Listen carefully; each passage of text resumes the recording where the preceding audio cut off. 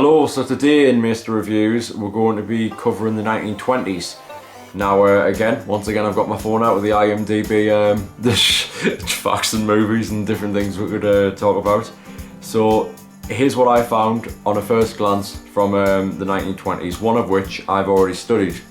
In fact, so this would be an interesting conversation, I think.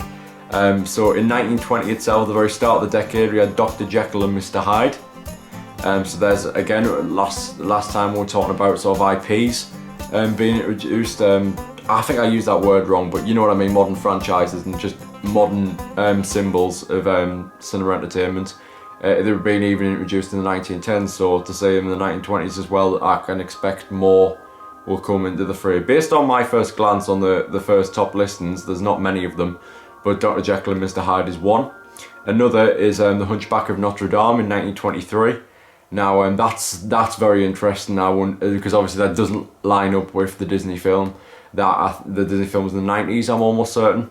Yes, I think it was some point in the 90s, part of the Disney Renaissance era. And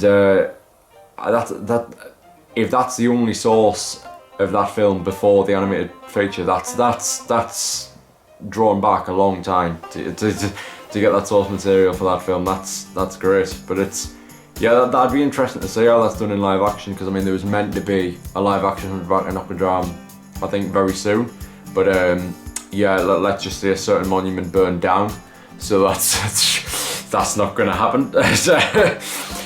Whoops. Well, it's we move. Yeah, let's forget about that. In 1925 we have a Phantom of the Opera, sorry. And obviously that's I'm not well versed in that. Is that a musical? I'm pretty sure. Just let me know in the comments if you happen to know. But I think that's a musical, and I think it's still pretty much till now been around on the West End. I'm pretty sure. So it makes me wonder: is the theatre show based off this film adaptation, or is the film adaptation based off the show? That's intriguing to me, really. Well, anyway, moving on, so we've got Metropolis in 1927. I don't know much about it, only that I've definitely heard that name before. And the one that I've studied, Sunrise, A Song of Two Humans in 1927 as well.